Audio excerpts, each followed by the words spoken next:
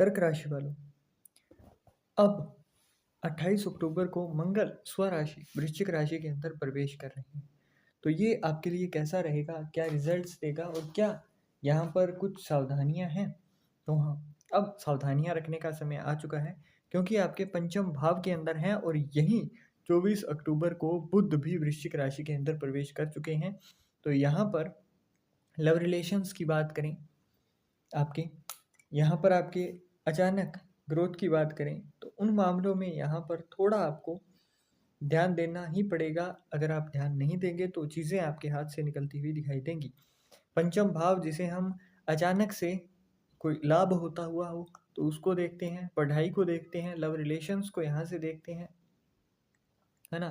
तो इन चीज़ों को जब हम यहाँ से देखते हैं और यहाँ पर वाणी का जो है प्लेनेट मतलब बुध, जिसका जोर होता है अपनी वाणी के ऊपर, है ना। अपनी वाणी कैसी होगी, आपके अंदर कॉन्फिडेंस कैसा होगा, ये सब निर्धारित करता है बुध। और मंगल और बुध जब भी एक साथ आ जाएं तो ऐसे में होता क्या है ना कि आप गुस्से गुस्से के अंदर बहुत कुछ बोल जाते हो जो चीज़ें आपको नहीं बोलनी चाहिए। तो ऐसे में सबसे पहली सावधानी, आपको नियंत्रण रखना है अपनी वाणी के ऊपर, है ना। इसीलिए मैंने थंबनेल के ऊपर भी लिखा था कि अब चुप होने का समय आ चुका है ना। बिल्कुल चुप हो जाइएगा। मतलब यहाँ पर ना आपको जब भी कुछ बोलना हो तो उससे पहले 2 बार सोचिए। वृश्चिक राशि कर्क राशि जो है उसका जो स्वामी है मतलब चंद्रमा, वृश्चिक राशि के अंदर जब भी आता है ना तो वो यहाँ पर नीच का दिखाता है। और यही वजह होती है कि यहाँ पर जब भी आपके मंगल 8th हाउस के अंदर आते हैं और यहाँ पर पंचम भाव, है ना, मतलब बुध भी यहाँ पर बली है और यहाँ पर पंचम भाव में आकर मंगल भी अपना पूरा जोर दिखा रहे हैं। तो दोनों के दोनों ही एक तरीके से बली ग्रह हैं, है ना, अच्छे खासे बल के साथ आए हैं यहाँ पर। तो बुध पक्के घर के अंदर है अपने, मतलब सूर्य के घर के अंदर, तो यहाँ पर रिजल्ट अच्छे देगा। आपको एजुकेशन के मामले में अच्छा रिजल्ट मिलेगा, आपको फाइनेंस के मामले में मतलब पैसा आपका अच्छा आता हुआ दिखाई देगा। लव रिलेशंस के अंदर आप कुछ नया एक्सप्लोर करोगे। जिन लोगों को बहुत लंबे समय से ट्राई कर रहे थे उनका कोई भी लव अफेयर वगैरह शुरू नहीं हो रहा था, मतलब आपका कहीं इच्छा थी आपकी कि कोई आप किसी को कहें, है ना, आपका कोई कार्य शुरू हो इस मामले में। तो यहाँ पर उस मामले में भी आपका कार्य बनता हुआ दिखाई देगा। परंतु यहाँ पर मंगल और बुध दोनों ही फ्रेंड की तरह प्लेनेट है नहीं, मतलब मित्रता इनमें दोनों में ही नहीं है।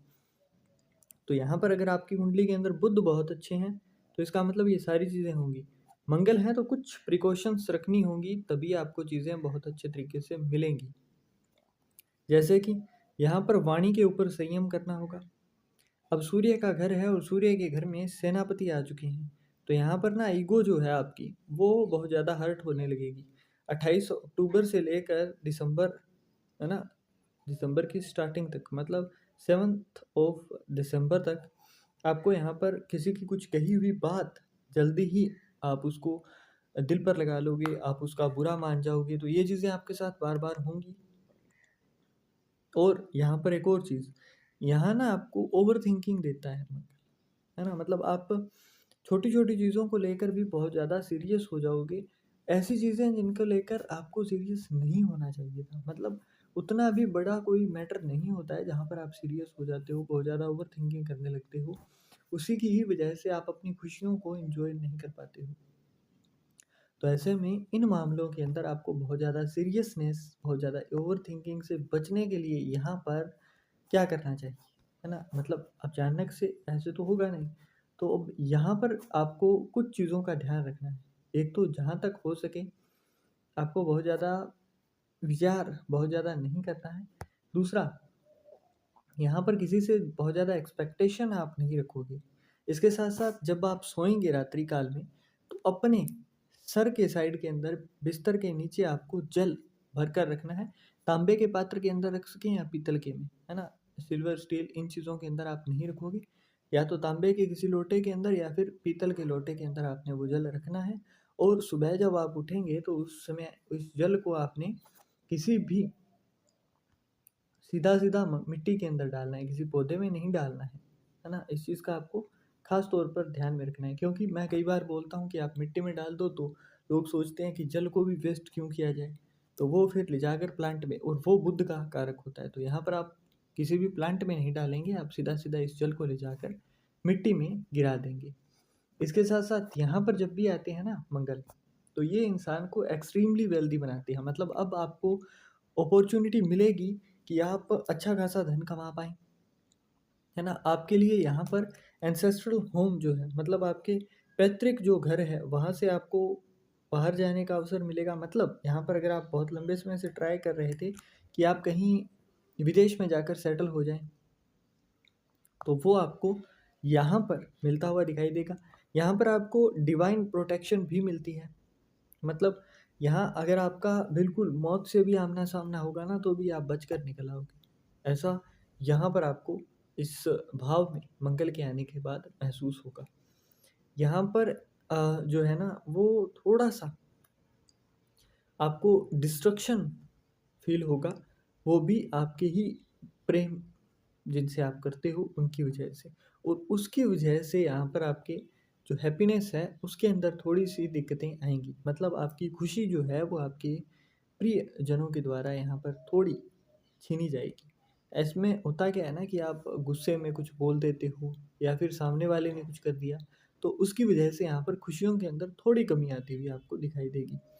वहीं मंगल अच्छे हैं तो वो वेल्दी बनाते हैं। अगर आपकी लगन कुंडली के अंदर मंगल बहुत ज़्यादा अच्छे नहीं हैं, तो ये आपको यहाँ पर गलतियाँ भी करवाते हैं। जैसे कि जैसे पंचम भाव में आकर ईगो के अंदर आप अच्छी खासी हाथ में आई हुई अपॉर्चुनिटी को खो दें, है ना? थोड़ा-सा एनर्जी के मामले में क्या है ना, मंगल ऐसे हैं कि वो जल्दबाज़ी में काम कर डालते हैं। यहाँ पर जल्दबाज़ी में आपने कुछ किसी को ऐसा बोल दिया कि वो हर्ट हो जाए। जल्दबाज़ी में कोई ऐसा स्टेप उठा लिया जिससे नुकसान हो, तो सोच समझ कर कार्य करना। यहाँ पर मंगल का होना अपने आप में ही ये चीज़ सुनिश्चित कर देता है कि आपको ये कैसा रिज़ल्ट देगा। अभी आप ट्राई कर लेना। अगर आपकी कुंडली के अंदर मंगल बहुत अच्छे हैं, तो ऐसा इंसान सेवा भाव वाला होगा, है ना? मतलब दूसरों की सेवा करने में इसे आनंद आता होगा, है ना? अगर वो धार्मिक तौर पर भी देखें तो ये इंसान पूरा अच्छे तरीके से ही भरोसा करता है। मतलब अगर ईश्वर के ऊपर भरोसा हो गया तो बस हो गया। चाहे ये खुद की चिता पर बैठा हो, फिर उसके बाद में ये आसानी से ही मुस्कुराता हुआ ही दिखाई देगा, ये किसी को ब्लेम नहीं करेगा। परंतु कर्क राशि वालों, आपको थोड़ा-सा यहाँ पर अगर ऐसा माहौल नहीं है, तो यहाँ पर ध्यान रखना है कि आप गलतियाँ करने से बचेंगे, है ना? जल्दबाज़ी करने से बचेंगे। यहाँ पर मंगल जो है वो फ़ायदा भी देता है और नुकसान भी देता है। तो दोनों ही चीज़ों से बचने के लिए अहंकार, अहम इन चीज़ों से बचने के लिए आपको मेडिटेशन करना है डेली, है ना? और एक चीज़ हमेशा याद रखनी है, जब भी आपको ऐसा फ़ील हो ना, आप शिव जो होते हैं उनकी आराधना करिए, शिव जी के मंदिर जाइए।